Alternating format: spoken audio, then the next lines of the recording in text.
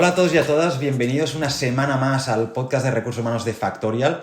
Hoy vamos a recibir como invitado a Andrés Pascual, con el que vamos a hablar de las habilidades de un líder del bienestar. Andrés, para aquellas personas que no lo conozcáis, es escritor, autor del libro Incertidumbre Positiva, además también de conferenciante y director del programa de Executive Chief Happiness Officer de UNIR sobre la felicidad organizacional y el bienestar corporativo. Así que nada, Andrés, muchísimas gracias por estar aquí con nosotros. Muchas gracias a vosotros por participar de esta sensibilidad de liderazgo tan necesaria en estos tiempos que nos toca vivir. Y tanto. Antes de empezar ya con lo que nos ha traído aquí, que es las habilidades de un líder del liderazgo, quiero daros las gracias a todos los que nos estáis escuchando cada semana, apoyando este podcast de Factorial. Sin vosotros esto no sería posible, así que os animo a aquellas personas que hayáis aparecido aquí y hayáis descubierto en este vídeo este nuevo canal, es que os suscribáis, ¿de acuerdo? Para poder recibir todas las notificaciones y todas las actualizaciones sobre el podcast. Además, también me gustaría que participarais de la conversación con Andrés. Le haremos una pregunta al finalizar este podcast, pero me gustaría que también vosotros en comentarios, en el mismo vídeo de YouTube, comentéis cuál es para vosotros la principal característica de un líder del bienestar. Y por último, recordad que también todo esto lo podéis compartir en la HR Community de Factorial, que es un espacio donde podemos compartir experiencias y opiniones con otros profesionales de recursos humanos. Yo, si os parece, empezamos ya con Andrés, y lo que te quiero preguntar, Andrés, es, claro, yo cuando escuché por primera vez el término líder del bienestar me chocó un poquito porque no sabía muy bien a qué se refería. Entonces me gustaría si pudieras definir un poquito mejor esta palabra o este concepto, como si se lo explicaras a un niño de 10 años.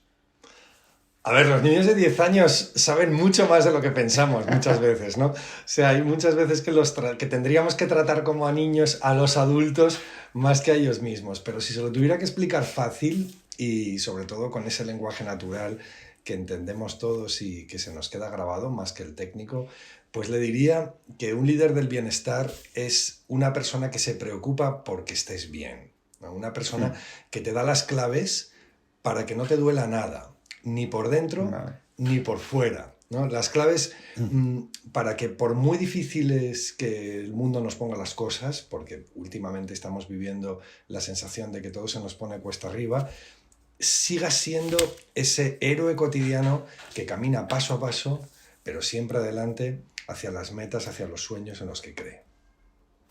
¿Esto sería la posición dentro de una organización del Chief Happiness Officer?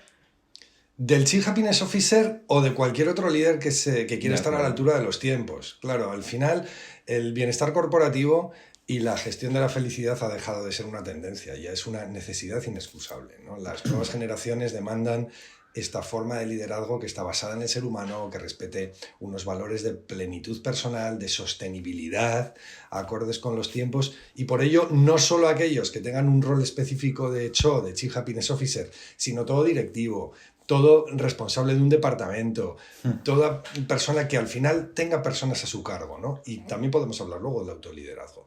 Ha de integrar con urgencia las habilidades del líder del bienestar para no quedarse atrás. O sea, al final, hoy la felicidad es lo que marca la diferencia, ¿no? Si hace unos años le hubiera contado a alguien que quería dedicarme o que me dedicaba a la felicidad en el trabajo, me hubiese dicho, estás loco, ¿no? O al revés, estás tonto, no encuentras una forma mejor de invertir tu tiempo o tu esfuerzo. Pero al final no estamos hablando ya de una tendencia, estamos hablando de una sensibilidad que ha calado igual que otras anteriores, como la reputación, como la sostenibilidad, hablábamos, y que todo directivo, todo manager, al final todo miembro de una empresa tiene que integrar.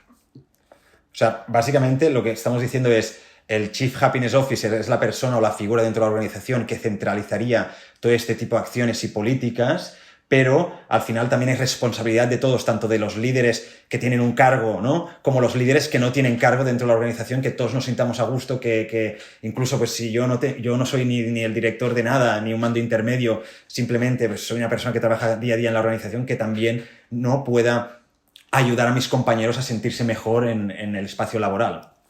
Por supuesto, y empezando por ti mismo. Al final, el liderazgo más importante hoy en día y el liderazgo más importante del líder del bienestar es el autoliderazgo. Estamos en unos tiempos en los que tenemos que hacer como la azafata del avión, ¿no? Cuando, si alguien ha escuchado alguna vez con atención lo que nos dice la azafata al principio del vuelo, pues dice, bueno, si cuando caiga la mascarilla de aire, no, antes de ponérsela a tu hijo, póntela a ti mismo, Qué bueno. porque si no, claro, te quedarás sin oxígeno y moriréis los dos. Claro, no te lo dice así de claro, pero es al final lo que quiere decirte. Entonces, hemos de ponernos la mascarilla de oxígeno y hemos de darnos oxígeno, hemos de darnos aire para vivir, para trabajar, con una serie de herramientas que nos permitan estar al máximo de nuestras posibilidades, dar nuestra mejor versión con independencia de las circunstancias exteriores.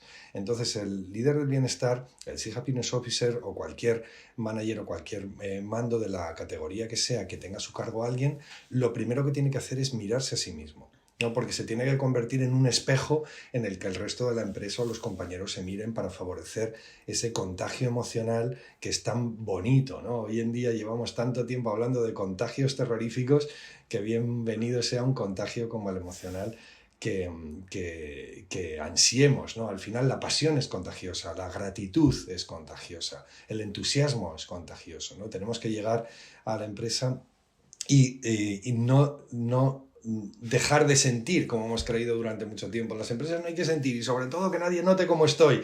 No, yo me dedico a trabajar y punto, que va, hay que sentir y hay que transmitirlo también.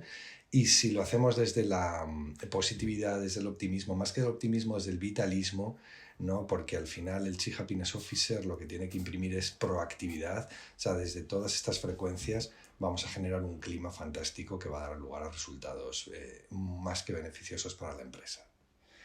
Pues yo te iba a preguntar cuáles son las funciones de un Chief Happiness Officer, pero como hemos dicho que al final cualquiera puede ser un líder del bienestar, ¿cuáles serían las características, pues a nivel tanto personal como profesional, que debería tener cualquier líder del bienestar?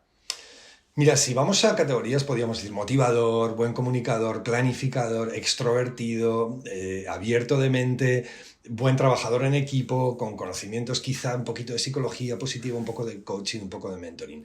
Pero a partir de todas estas consideraciones, en el programa Executive que tengo la fortuna de dirigir para UNIR, el Chief Happiness Officer, al que os invito todos a conocer, hemos concretado en 10 las habilidades del líder del bienestar. Ya digo, bien vayas a dedicarte a Chief Happiness Officer con el nombre en la silla detrás, ¿no? Con ese rol definido, o bien seas cualquier otro mando intermedio superior en nivel 1, nivel 2, el que sea, o un consultor externo que a su vez quieres generar estrategias de bienestar o planes de felicidad organizacional para empresas desde la consultoría, ¿no? Entonces, estas 10 habilidades, pues así rápidamente, ahora comentamos las que quieras, pues empezarían por la primera, promover y el autoconocimiento y el aprendizaje continuo. Otra, fomentar un propósito y unos valores que tiendan a la trascendencia. Ejercer de entrenador personal, ¿no? Algo que tenemos que hacer desde la confianza, desde el reconocimiento. De ahí saltaríamos a diseñar bienestar por los 5 sentidos. O sea, esto es cuidar cada detalle para proveer de bienestar también en los espacios de trabajo, ¿no? A través de la luz, del feng shui, de la música, de la naturaleza integrada, de la ergonomía, el silencio. Hablábamos también de música y también del silencio, como no, ¿no? A partir de ahí, la quinta, pues sería la implantación de hábitos saludables, ¿no? Como energía, atención, tiempo, en cómo, a través de micro hábitos que tenemos que ir inculcando primero en nosotros mismos y luego en los equipos, porque paso a paso es que cuando conseguimos llegar a las metas por lejanas que parezcan, ¿no?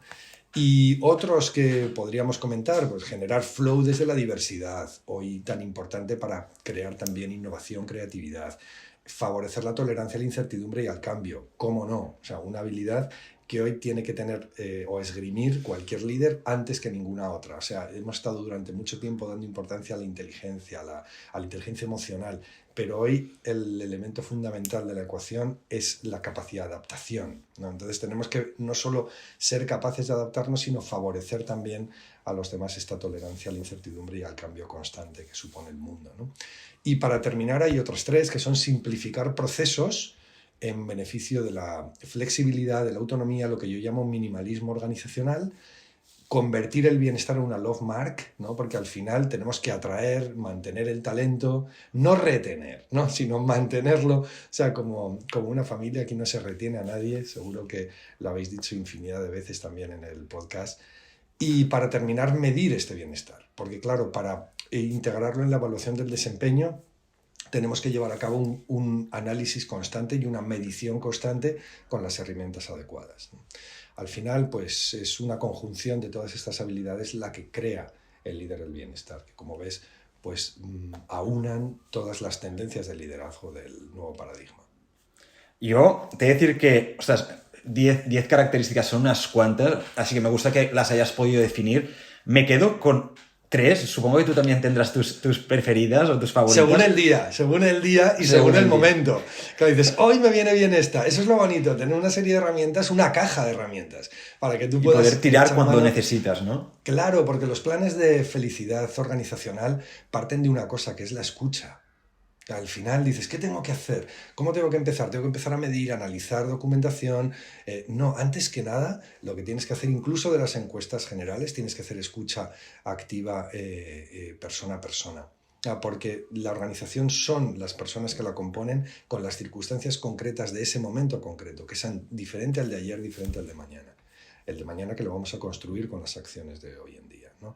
Entonces, la escucha y también a nosotros mismos nos permite prestar atención plena a las circunstancias del momento y decir, ahora, ¿qué necesito? Pues puede que necesite lo que hablábamos de bienestar con los 5 sentidos, pues tengo que arreglarme la silla para una cuestión ergonómica, pero es más importante todavía solucionar este conflicto con el compañero.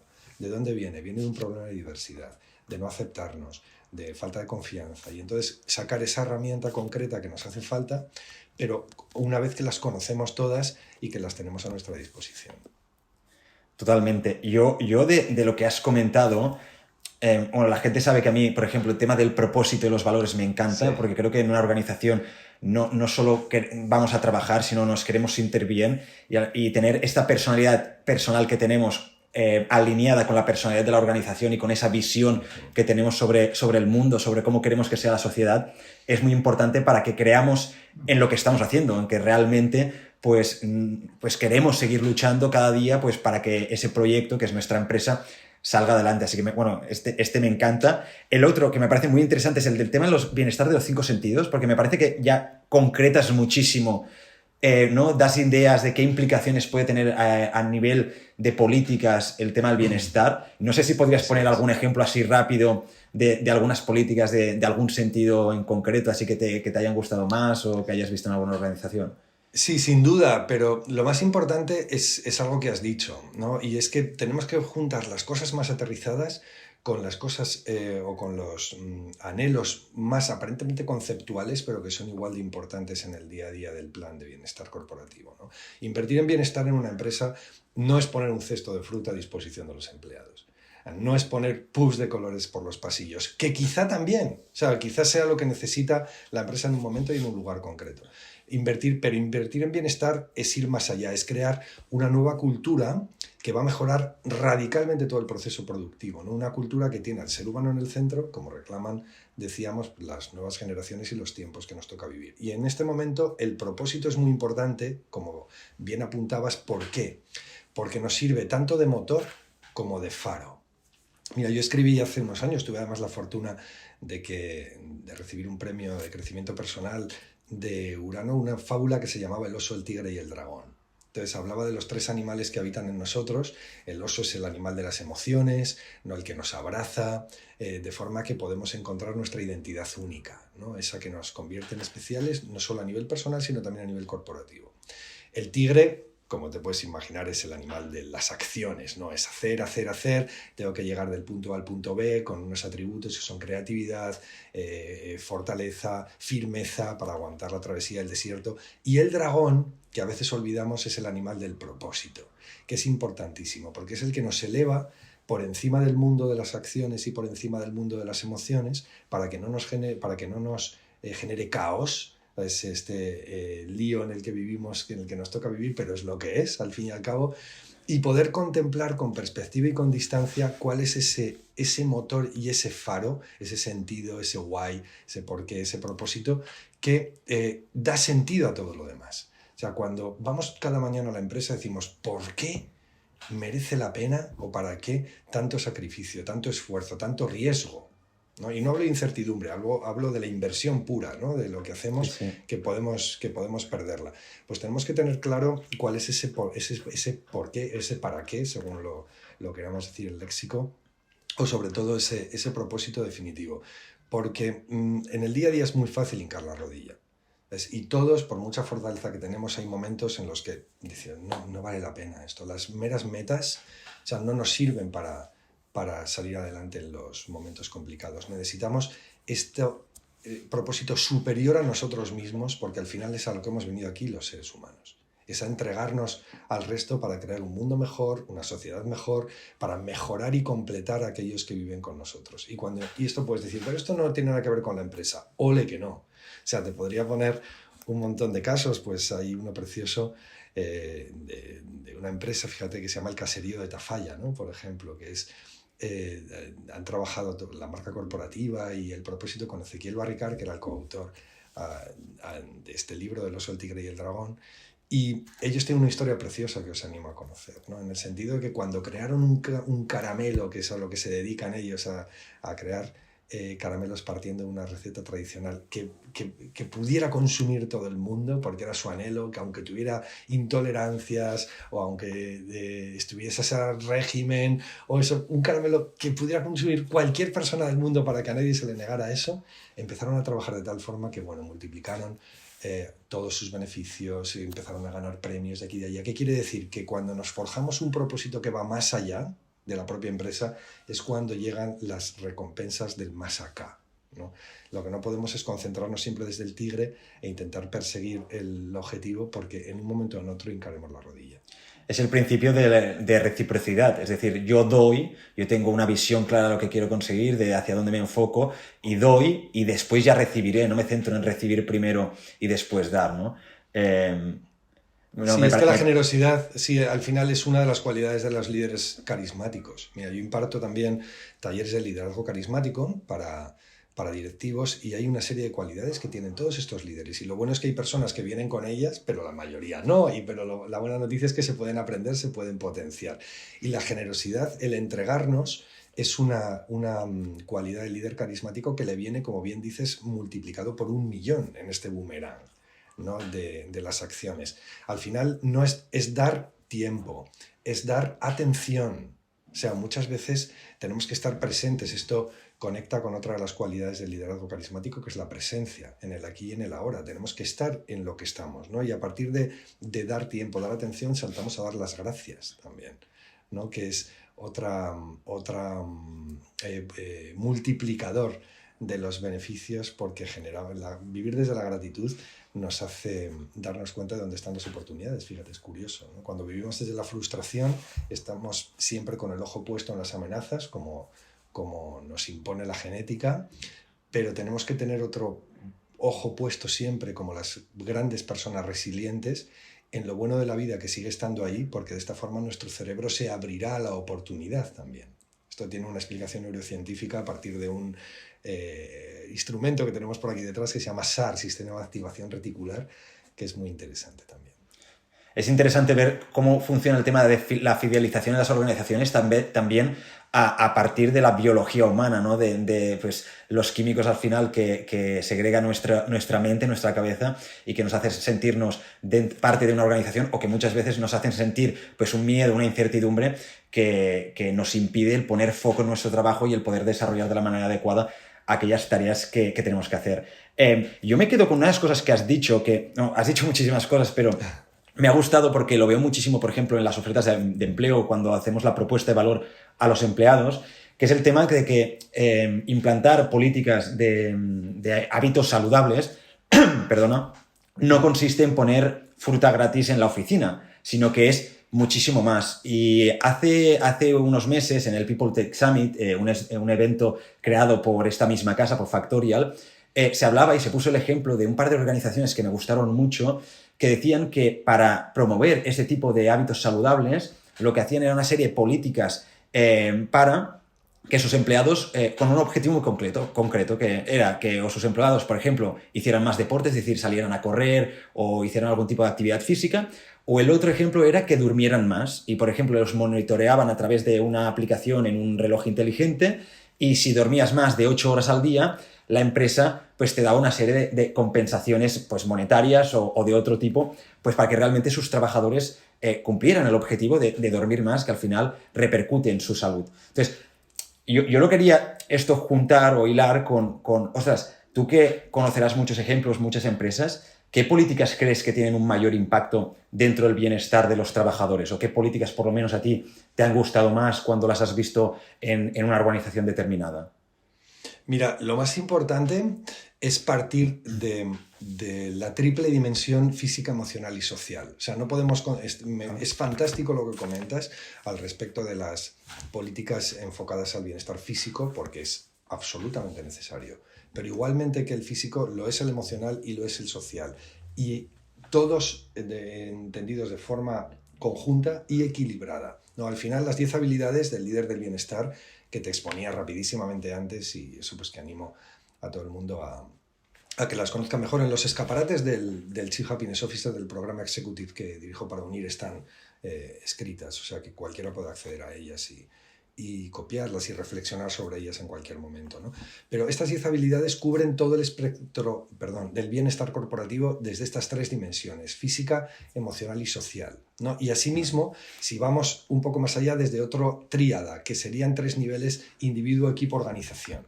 O sea, siempre con el trabajador en el centro, pero siempre pensando en esta tendencia expansiva, ¿no? De que cada actuación en el seno del trabajador va a generar una mejora en el equipo y una mejora en la organización. Por eso hemos bautizado nuestro sistema de formación como método Doshinen, que en japonés significa círculos concéntricos expansivos, ¿no? Abrazando la enseñanza Zen. Yo, mira, he escrito 11 libros, tengo publicados, y tengo uno que a mí me encanta, no es ensayo, es una novela que está ambientada en Japón, porque es una filosofía, una sensibilidad que siempre me ha gustado mucho. Es la tercera, fíjate, y después de 8 libros más me sigo acordando de esta porque me hace muy feliz, pues no solo haberla escrito, sino el poderla revivir de vez en cuando. Y utilicé este término japonés de círculos concéntricos porque abrazaba la enseñanza zen de que una diminuta gota de lluvia caída en un estanque provoca enormes círculos expansivos, ¿no? Del mismo modo que cualquier pequeña acción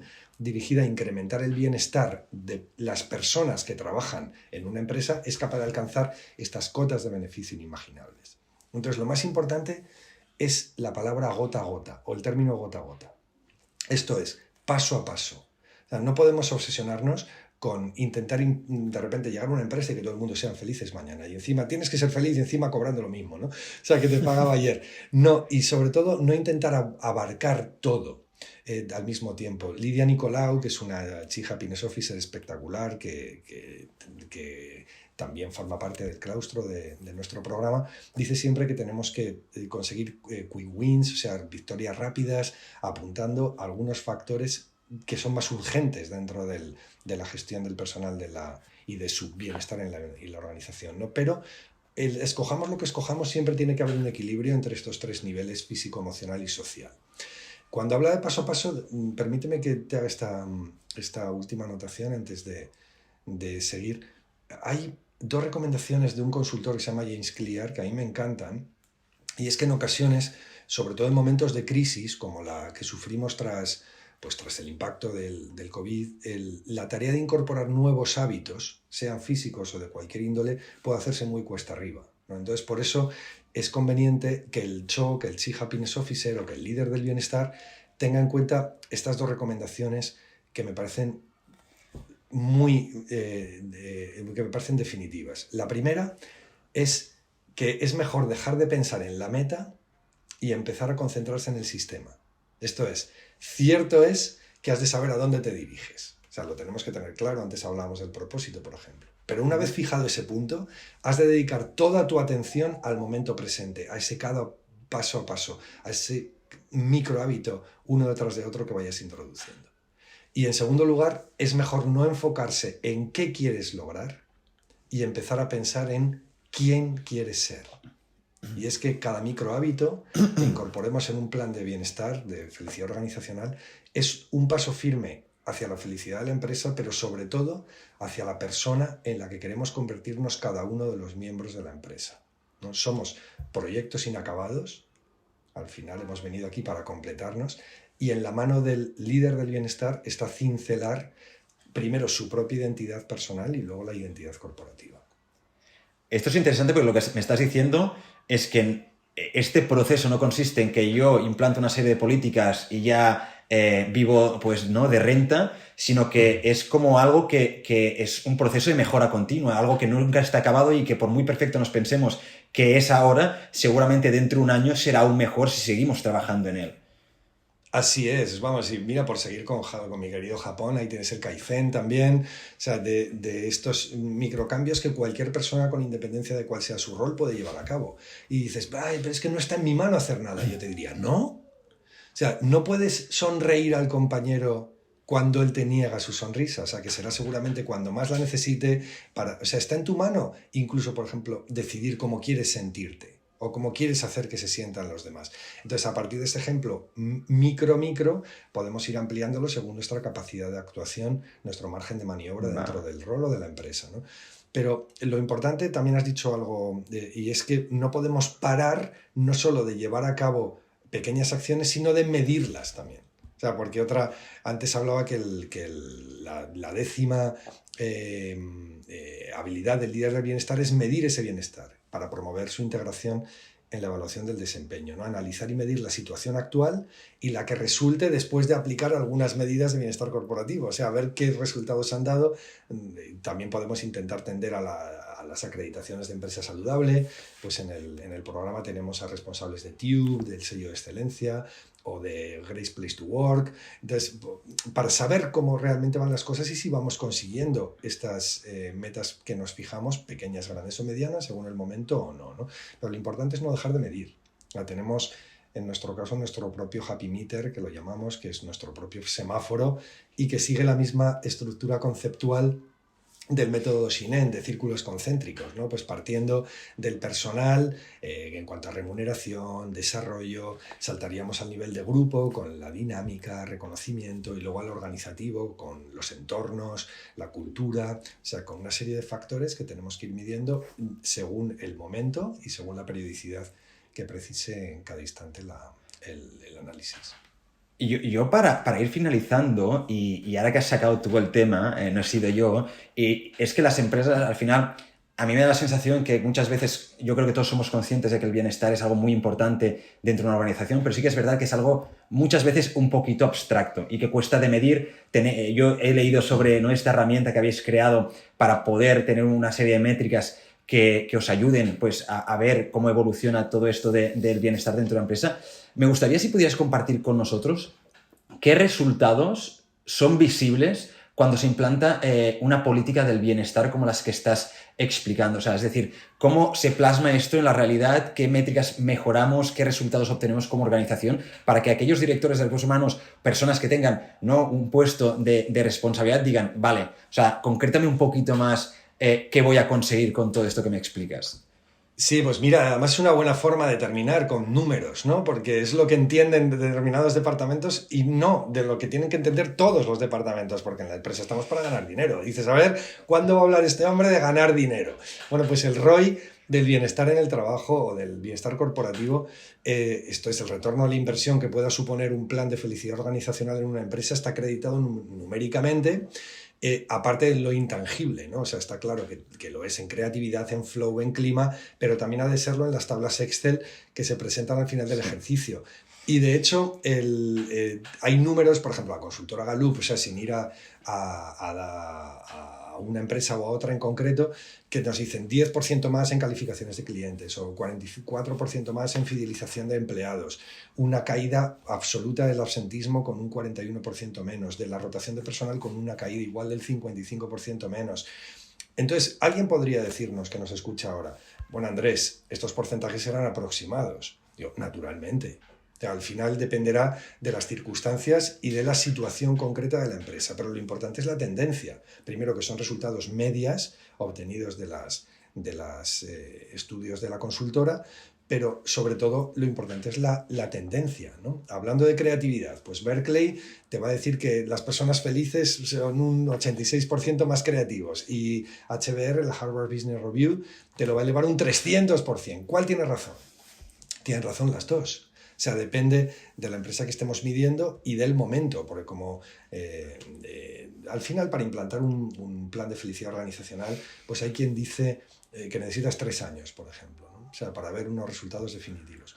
Yo creo que tampoco hay que fijarlo en un periodo temporal tan concreto, sino simplemente ir tendiendo a estas victorias rápidas desde el principio, bien afinadas en los factores que más lo necesiten a partir de la escucha, pero sobre todo sabiendo que el ROI es definitivo, ¿no? Y si no, porque, claro, pues nos llaman cada día más a la bolsa de trabajo que tenemos después del programa Executive para contratar Chief Happiness Officer, no solo grandes empresas, que es lo que tradicionalmente, que es donde tradicionalmente se ha ubicado este rol, sino también medianas empresas o incluso pequeñas como puede ser un despacho de abogados, o sea, que nos dicen, mira, somos una serie de personas que trabajamos, que tenemos una intensidad de trabajar en común en temas de extrema responsabilidad, que tienen que estar muy bien definidos los límites y las competencias de cada uno, pero también que tienen que estar muy bien gestionada la frustración, la colaboración, los egos,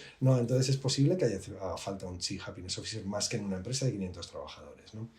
Lo bonito es eso, ¿no? Y lo importante es saber que para conseguir esto, esta aventura fascinante, pues ha de ser liderada por alguien que tenga estas habilidades. O sea, que tenga ese nombre detrás de la silla, como decíamos, o que sea un talent manager, o un mentor, o un coach, o un director de departamento, o un CEO, que las haga suyas para estar a la altura de este paradigma. Brutal. Y yo me quedo, para resumir un poco a mi manera, con lo que yo me he quedado es que el resultado, y para aquellas personas que nos estéis viendo que digáis, ostras, ¿en qué me ayuda? Es que vamos a conseguir empleados más productivos, es decir, más creativos, que van a poder poner más foco en su trabajo, empleados más leales, es decir, si están bien en nuestra organización, si se sienten bien, es menos probable que la abandonen después porque han recibido una oferta mejor en otra organización. Y por último, y esta es de cosecha ya propia, es que vamos a conseguir que sean promotores de nuestra marca. Si están a gusto con nosotros, lo van a transmitir de esta manera de puertas hacia afuera, por lo que esto nos va a permitir pues mejorar nuestra marca comercial, ganar clientes, ganar no notoriedad de marca, pero también mejorar nuestra marca empleadora, el employer branding, ¿no? Que es algo que también se habla mucho en recursos humanos y que es importante. Pues nada, Andrés, yo darte las gracias. La verdad es que ha sido una conversación muy interesante.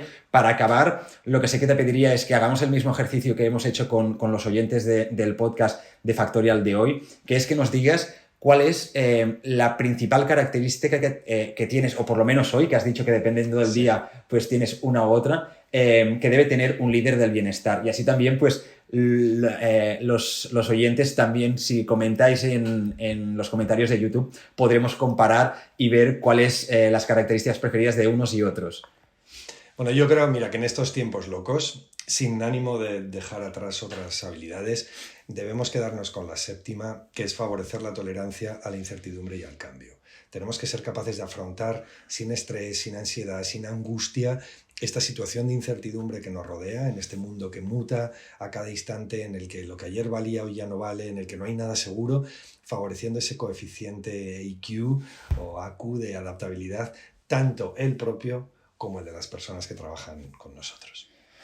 Pues muchísimas gracias, Andrés, por haber compartido también la característica que tú crees o la que más te gusta. Espero que os haya gustado el podcast de hoy. Para aquellas personas, vuelvo a recordar que queráis seguir participando dentro de la conversación que acabamos de tener con Andrés, podéis ir a la HR Community y compartir vuestra opinión, vuestras experiencias, qué tipo de políticas del bienestar implantáis vosotros en vuestras empresas, cuál es la característica de un líder del bienestar que consideráis que es más importante. Andrés nos ha compartido 10, así que tenéis donde elegir.